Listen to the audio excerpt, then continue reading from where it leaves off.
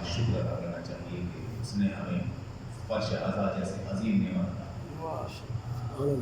فرش عزا نہ ہوتی تو کائنات میں ہمارا وجود محسوس نہ ہوتا، وجود تو ہوتا مگر محسوس نہ ہوتا۔ اسی کی برکت ہے کہ کائنات میں ہمارا وجود محسوس کیا جا رہا ہے۔ ہماری پہچان فرش عزا ہے، ہمارا ایمان فرش عزا ہے۔ اللہ کی آیات کی بلندی اور اللہ کی آیات کی بقا کا ذریعہ کائنات میں بس ایک ہے، وہ ہے فرش عزا۔ اسی کے صدقے میں دین زندہ ہے، اسی کے صدقے میں ایمان زندہ ہے۔ یہی وہ ذکر حسین ہے کہ جو 1400 سال سے دین کی ضمانت بنا ہوا ہے۔ یہی وہ ذکر حسین ہے کہ جو کائنات کو للکار کے کہہ رہا ہے کہ دیکھو کل دین کو حسین نے بچایا تھا، آج نام حسین دین کو بچا رہا ہے۔ تھوڑی سی آواز کم کر دیجیے تاکہ زحمت نہ ہو۔ ایک سلوات اب تو مولانا صاحب نے بھی اجازت دے دی ہے، نعرہ لگا کے تو آپ حضرات ایک ایسا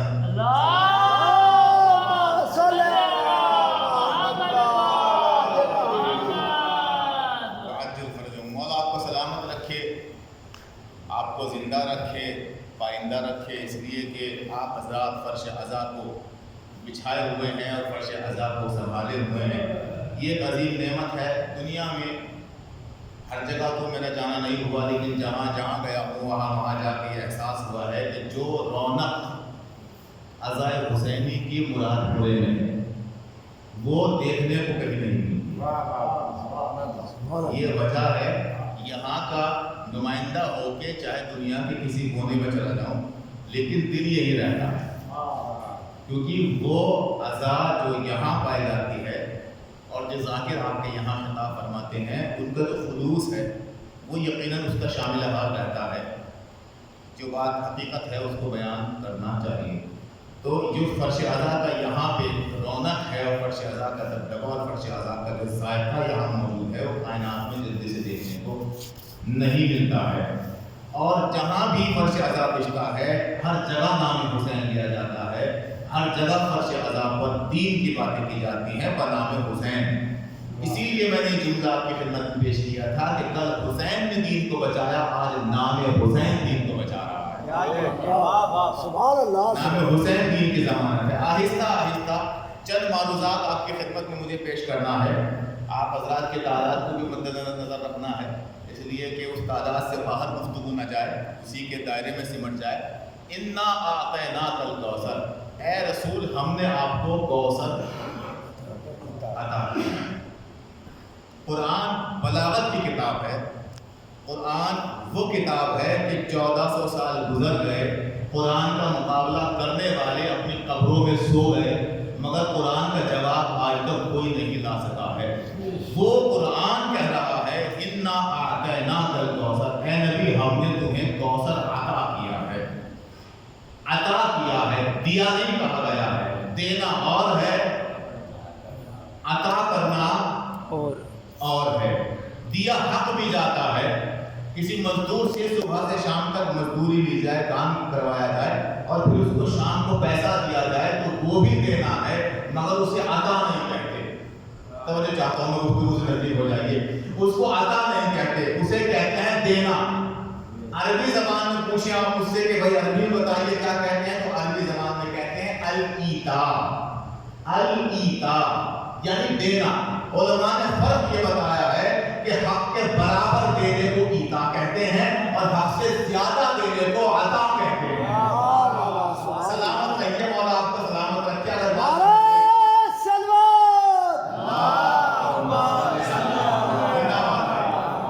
حق کے برابر دینے کو ایتا کہتے ہیں، حق سے زیادہ دینے کو، اگر اس کو بہت بڑی تو آواز سے آواز ملائیے تاکہ محسوس ہو جائے کہ مجلس مراد پورے میں ہو رہی ہے۔ حق کے برابر دینے کو ایتا کہتے ہیں، حق سے زیادہ دینے کو عطا کہتے ہیں۔ صبح طے کیا کام کرو ہم تمہیں 300 روپے دیں گے، جب غروب آفتاب ہونے لگا تو ہم نے ان کو 350 روپے دے دیے۔ تو انہوں نے کہا شکریہ جناب۔ کیوں شکریہ کیوں کر رہے ہو، یہ تو محنت کا نتیجہ ہے۔ नतीजा 300 रुपए है।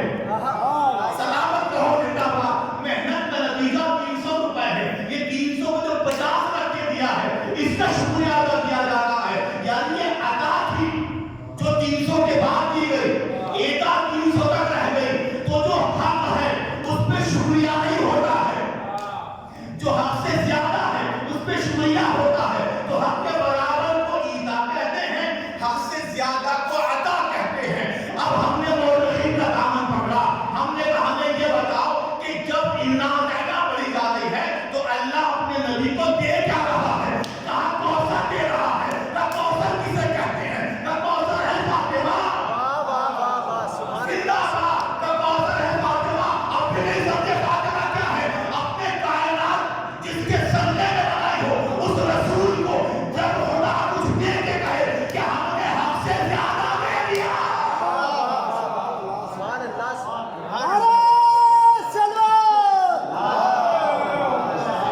हक से ज्यादा दे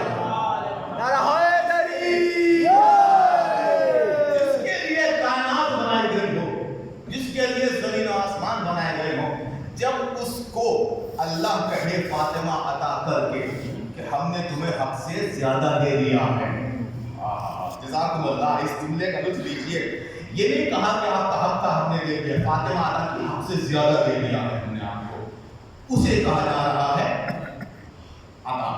इन्ना आतना तल कौसर। अब देखिए, जब 300 रुपए देते तो क्या कहते हैं? दे दिया जनाब, तमाम हो गई बात। लेकिन 350 दिए तो क्या कहा? बोलिए भाई, क्या कहा? शुक्रिया। अब इन्ना आतना तल कौसर आप पढ़िए, आपको नतीजा मिल जाएगा। इन्ना आतना तल कौसर फसल्ले लिरब्बिका वनहर। अल्लाह अकबर। शुक्रिया कभी मांगा नहीं जाता, मगर जब फातिमा की आ रही है तो आवाज आ रही है, ऐ नबी हमारा शुक्रिया करो। ऐ रसूल, अब तुम हमारा शुक्रिया अदा करो। हम तुम्हें फातिमा अदा कर रहे हैं, अब आप हमारा शुक्रिया अदा करो। परवरदिगारा कैसे शुक्रिया अदा करूं? क्या खूबसूरत जुमला है खुदा की कसम, क्या खूबसूरत सूरा है खुदा की कसम। परवरदिगारा कैसे शुक्रिया अदा करूं? का दो काम करो। फसल्ले लिरब्बिका, नमाज पढ़ो। जो नमाज पढ़ते हैं उनकी तो बात हो रही है ना आप कहें। फसल्ले लिरब्बिका, रब के लिए नमाज पढ़ो। वनहर, और नमाज काफी नहीं है, सलामत रहिए भाई। वनहर, कुर्बानी भी दो। और कौन सी कुर्बानी? बकरे की नहीं मांगी भाई, सलामत रहो आप अगर समझ रहे हैं तो। बकरे की नहीं मांगी, गाय की नहीं मांगी, भैंस की नहीं मांगी, किसी चीज की नहीं मांगी, बल्कि कुर्बानी मांगी है ऊंट की। जिंदाबाद। जो पहुंच गए उन्हें मेरा सलाम, और जो नहीं पहुंचे हैं उनके लिए दुआ है कि इंशाअल्लाह वो पहुंच जाएं। आयत है फसल्ले लिरब्बिका, रब की नमाज पढ़ो। वनहर, नहर होता है ऊंट, तवज्जो कीजिए, नहर होता है ऊंट। वनहर, और ऊंट की कुर्बानी करो, ऊंट की कुर्बानी करो। भाई यही लहजा अगर आपके ज़हनों में उतर गया तो कमाल है, और नहीं उतरा तो फिर कोई बात नहीं है, आपका फर्ज आला है। एक मर्तबा अबू तालिब का जब चुनाव हुआ कि ऐ मोहम्मद तुम बताओ कि तुम्हें किसके साथ रहना है, 11 जगह लहर से खड़े हुए।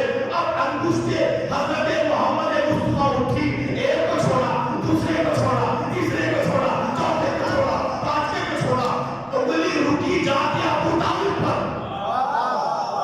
रह गए। आप मुझे पता था, उंगली रुकी जाके अबू तालिब पर। आप भी नहीं समझे किसने उंगली उठाई, कब मुस्तफा ने इशारा, किसने किया, कब मुस्तफा ने इशारा। तुम भी तो करते हो, नमाज पढ़ते हो, इशारा करते हो, सुबह की नमाज फिर इशारा, जोहर की नमाज फिर इशारा।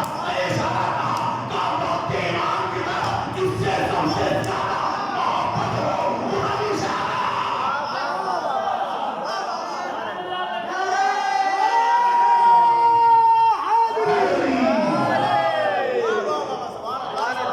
जिससे सबसे ज्यादा मोहब्बत हो उधर इशारा, उधर इशारा किया जा रहा है, इमामों का नाम लिया जा रहा है। अब अगर जो जुमला पूरी जीवन की ताकत से करूं, जिससे तुम ज्यादा मोहब्बत करो उसे इमाम कहते हैं, और नबी जिससे मोहब्बत करे उसे अबू तालिब।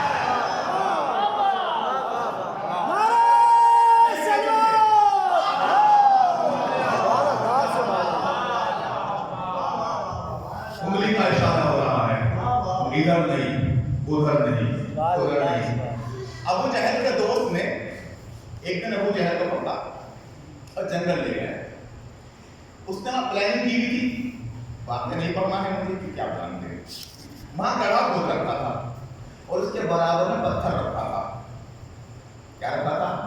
اس پتھر سے مجھے کام ہے, اس کو ذہن میں ضرور رکھنا. ہاں سلامت رہو جو پہنچ گئے. پتھر رکھا تھا اور اس کے بعد جب ابو جہل کو لے کے گیا, دوست کو لگوٹیا یار بچپن کا ساتھی لے کے گیا اور لے جا کے دھکا دے دیا. کہاں گڑھے میں. پہلا عذاب نہیں بول فرمایا آپ نے, پہلا عذاب محمد کو نہ ماننے کی پہلی سزا. جملہ بہت خوبصورت تھا مگر یہاں پڑھنے کا نہیں تھا. محمد کو نہ ماننے کی پہلی سزا. اب دوسری سنا دوں میں آپ کو, آپ کا ذہن کہیں چلا جائے گا انشاءاللہ. دوسری سزا, جب دھکا دے دیا تو پتھر اٹھایا ہاتھ میں, کا سچ بولے گا تب بھی مار ہوگا. تھوڑا سا تو صاف ہو بھائی. سچ بولے گا تب بھی مار ہوگا, جھوٹ بولے گا تب بھی مار ہوگا. آخری موقع ہے تیرے پاس, ہو سکے تو سچ بولنا. کا سوال کر, کا سوال یہ ہے کہ یہ بتا کیا تجھے محمد کے نبی ہونے میں شک ہے. جملہ بہت خوبصورت کہا ہے اس نے, آپ کے حوالے کر رہا ہوں. کہا نہیں شک نہیں ہے. تو کیسا شک نہیں ہے؟ کہا میں دن میں سورج کو دیکھ کے کہہ سکتا ہوں سورج نہیں ہے. کیا کہنا, تو میں نے پڑھ دیا بھائی. دن میں سورج کو دیکھ کے کہہ سکتا ہوں سورج نہیں ہے, مگر مجھے محمد کی نبوت میں شک نہیں ہے. کیا کہنے بھائی, جملہ تو یہ تھا کرنے کا, مجھے محمد کی نبوت میں شک نہیں ہے. سورج میں شک ہو سکتا ہے, محمد میں شک نہیں ہو سکتا ہے. وہ نبی ہے. اس نے کہا پھر مانتا کیوں نہیں؟ کہا پریشانی تو یہی ہے, عبداللہ کے گھر کیوں آیا میرے گھر.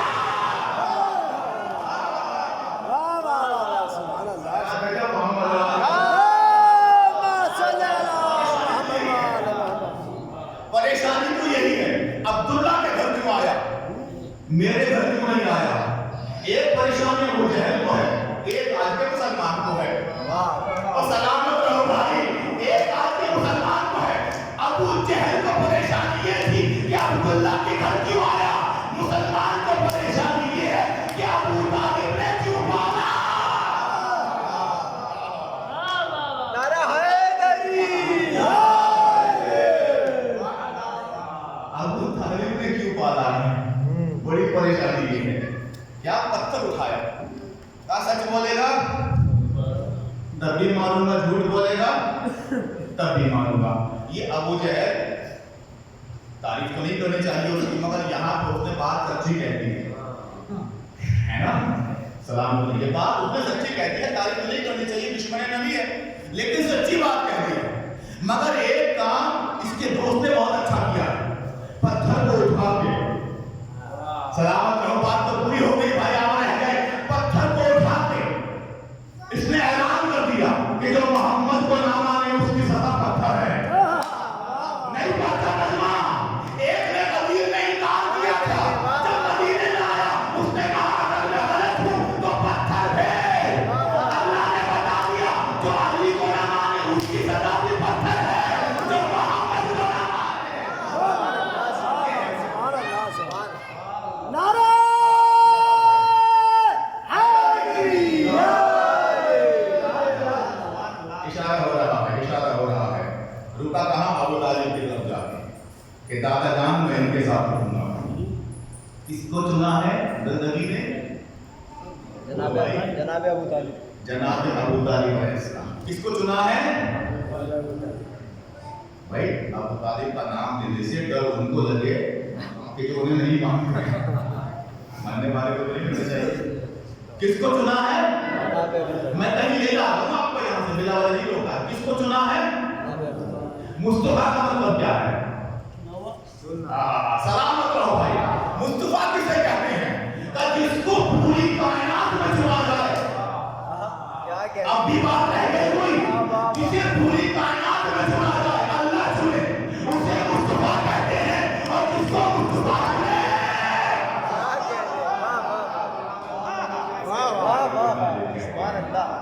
انتخاب ہو رہا ہے کہ مجھے ان کے ساتھ رہنا ہے. ابو طالب نے آغوش میں لیا بھتیجے کو, لے کے چلے گئے. کیا کیا؟ لے کے چلے گئے. آواز اللہ اپنے بندے سے جیسے چاہے کلام کرے. نبیوں سے 3 طریقے سے اللہ بات کرتا تھا. مستقیماً بات کرتا تھا, بالحجاب بات کرتا تھا, بالنبی بات کرتا تھا. کبھی نبی کو بھیج کے بات کرتا تھا, فرشتے کو بھیج کے بات کرتا تھا. بالملک, اسے کہتے ہیں وحی بالملک.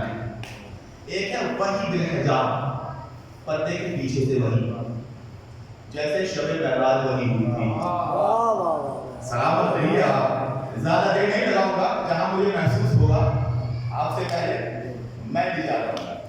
ایک پردے کے پیچھے سے وحی ہوئی تھی, حجاب کے پیچھے سے. اس کی اقسام ہیں, مجھے علم گفتگو نہیں کرنا ہے.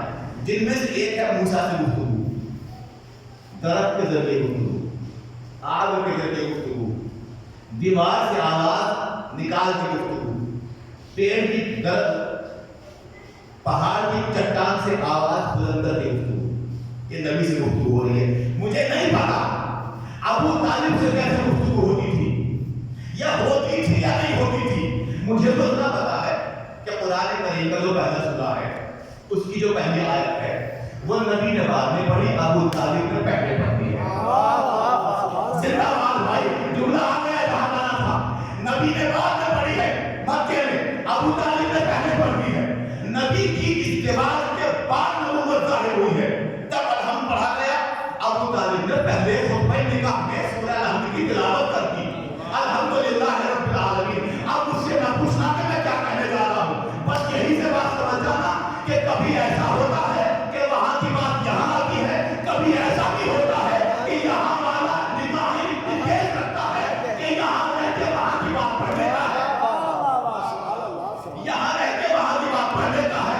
اب اللہ نے چاہے فرشتے کو بھیجا ہو, چاہے اللہ نے کہا ہو ابو طالب آنکھیں اٹھاؤ, عرش میں لکھا ہوا پڑھ لو, اتنا آتینا کر اور شاید بات واضح نہیں ہوئی. اگر تاریخ بدل ہوتی تو بات واضح ہوتی. اصل میں جب رسول اللہ نے اپنا آپ کو دیکھوں گا اور بات مکمل, جب جناب ابو طالب کا انتخاب انگشت سے نبی پاک نے کر لیا, تو جناب ابو طالب گھر گئے اور جا کے کہا جتنے اونٹ ہیں لے آؤ, اور زندہ باد جتنے اونٹ ہیں سب لے آؤ. تو کیا کریں گے, کہ میں قربانی کروں گا, مجھے اللہ نے محبت دیا ہے. ابھی بات نہیں,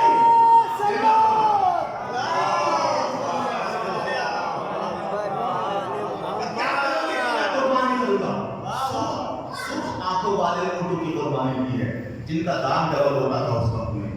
مہنگے اونٹ قربانی کا کیوں کرو گے, تو مجھے اللہ نے محمد دیا ہے, مجھے اللہ نے محمد دیا ہے, اس لیے اب میں قربانی کروں گا, اس لیے اب میں قربانی کروں گا. بالکل یہی لہجہ مکے کی گلیوں میں رسول اللہ کا تھا. جب فاطمہ ملی تو گھر سے باہر نکلے, ابو طالب یاد آئے ہوں گے, کیا مکے والے آ جاؤ, جتنے اونٹ ہیں لے آؤ, مجھے اللہ نے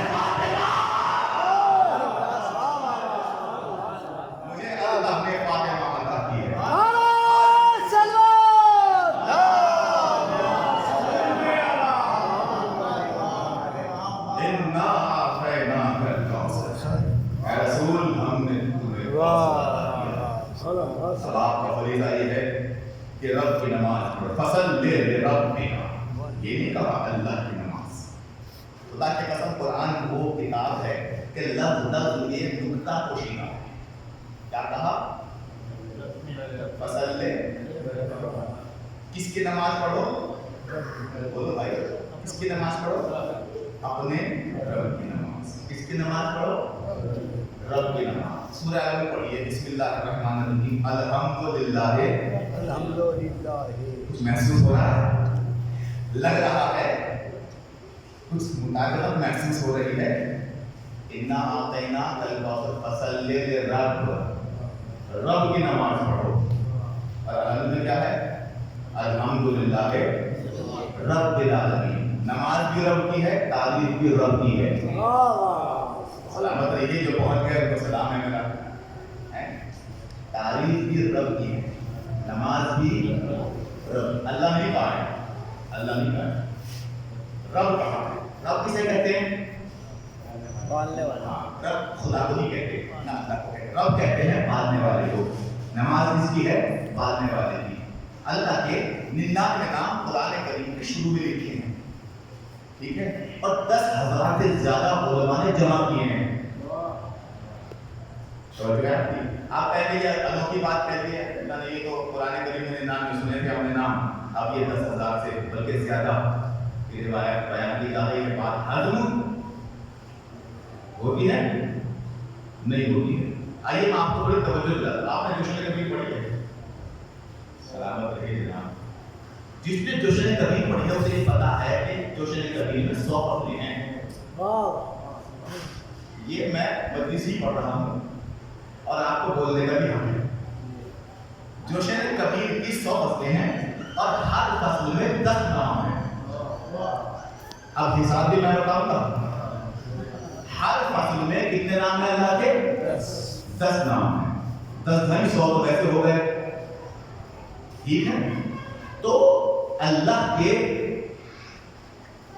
10,000 نام علماء نے لکھے ہیں. کتاب الفین میں کچھ نام ہیں, کچھ نام کتاب مراقیب میں ہے, مختلف کتابیں ہیں جن میں نام لکھے ہیں. مجھے ناموں پہ نہیں جانا ہے, بس مجھے جملہ کہنا ہے کہ نماز پڑھو.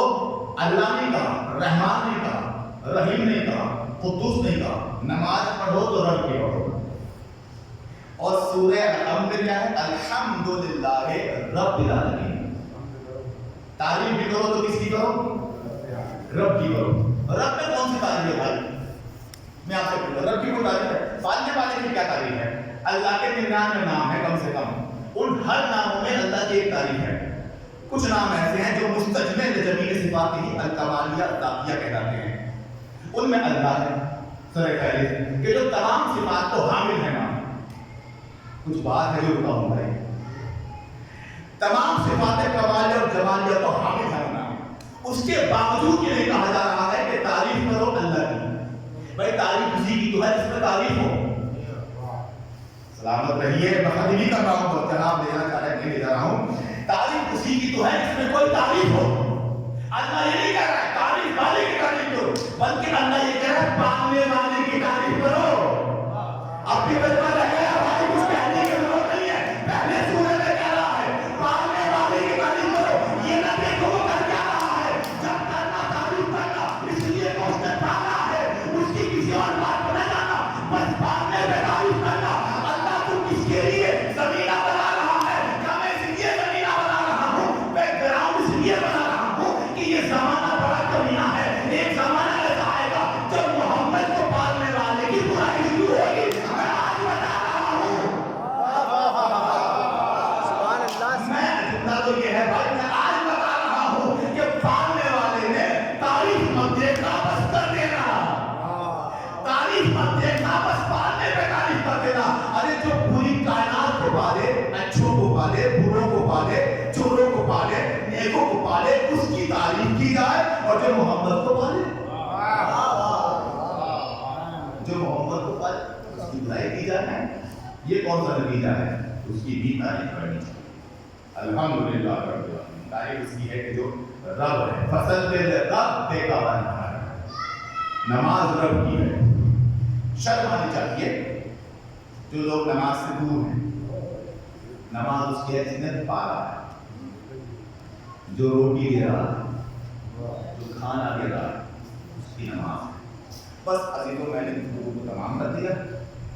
اگلی گفتگو کو نہیں لے کے جانا, اس لیے کہ مجلس کچھ ہمارے فقہ ہیں وہ کہہ دیتے ہیں کہ فضائل سننا, لیکن ایک بیوی آتی ہے فضائل سننے نہیں آتی. وہ تو اپنی پسلی کو پکڑے ہوئے کونے میں بیٹھ جاتا اور انتظار کرتی ہے کہ مسائل کبھی ہوں. خدا تمہاری آواز پر رحمت نازل کرے. جس کی آنکھ سے ایک آنسو بھی نکلتا ہے وہ رومال لے کے نزدیک آ جاتی ہے اور آنسو کو اپنے رومال سے پوچھتی ہے.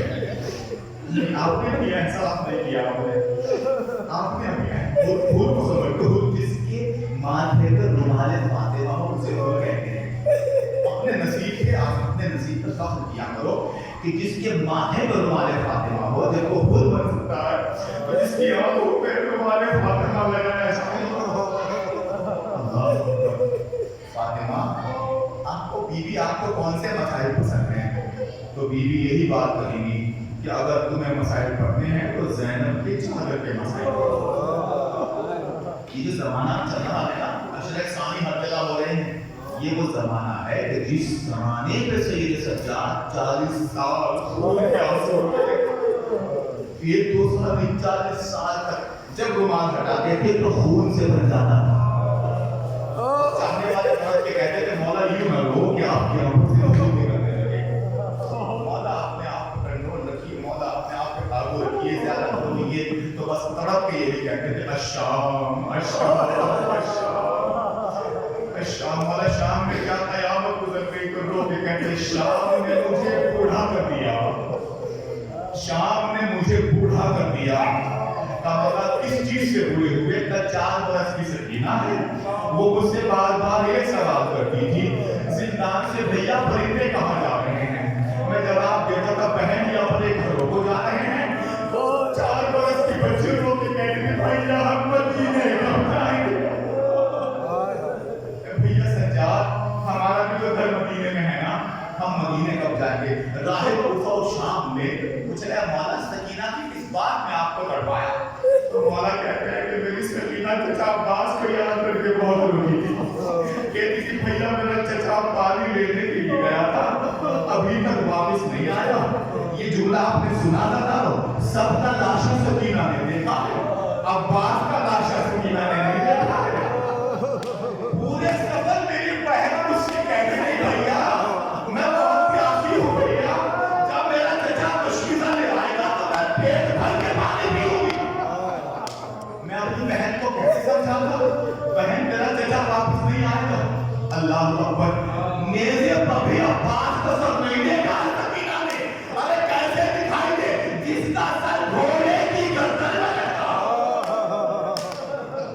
پر جزاکم اللہ، مولا تمہیں سوائے میں منصوبے کرنے لگے۔ ایک دن کہنے لگی سکینہ آگے بھیا میرا کلیجہ پھٹا رہا، بہن کیا ہوا بھیا اگر تھوڑا سا پانی مل جائے تو میں پیوں میرا کلیجہ پھٹا رہا۔ بہن سکینہ اب کہ جو ظالم پانی دے گا نا تو میں اپنے حصے کا پانی تجھے دے دوں گا۔ قیامت ہے تمہارو، کوئی بھائی ہو جوان بھائی ہو 4 برس کی بہن اس نے کہا بھیا میرا کلیجہ پھٹا رہا، بھائی کے ہاتھوں پر ہتھکڑی ہو پیروں میں بیڑیاں ہو، بہن اب کے جو ظالم پانی دے گا نا تو میں اپنے حصے کا پانی تجھے دے دوں گا۔ پتہ ہے راستے میں کیا ہوا؟ ظالموں نے خیمے لگائے، خیمے کا سایہ بنا، سجاد سائے میں کھڑے ہو کے نماز پڑھنے لگا۔ تمام لوگ ہیں مسائل بتانا لو، سائے میں کھڑے ہو کے امام نماز پڑھنے لگا۔ اندر سے محسوس کیا کہ کسی کا سایہ پڑھتے ہوئے نظر آ رہا ہے۔ ظالم باہر آیا، میرے منہ میں وہ زبان نہیں ہے میں کیسے عرض کروں؟ بیمار امام رکوع کی حالت میں تھا، ظالم نے زنجیر پاک پکڑا، کھینچتا ہوا دھوپ میں لے کے آیا۔ بیمار امام سے کہا تمہاری جگہ دھوپ میں ہے، سائے میں نہیں ہے۔ اللہ اکبر، قیامت نظر آؤ 4 برس کی بہن دوڑتی ہوئی پاس آئی، میرے بھیا سجاد جب یہ تمہیں سائے میں بیٹھ کے نہیں دیتے تو بھیا تم سائے میں کیوں جاتے ہو؟ تو کہا بہن میری زنجیریں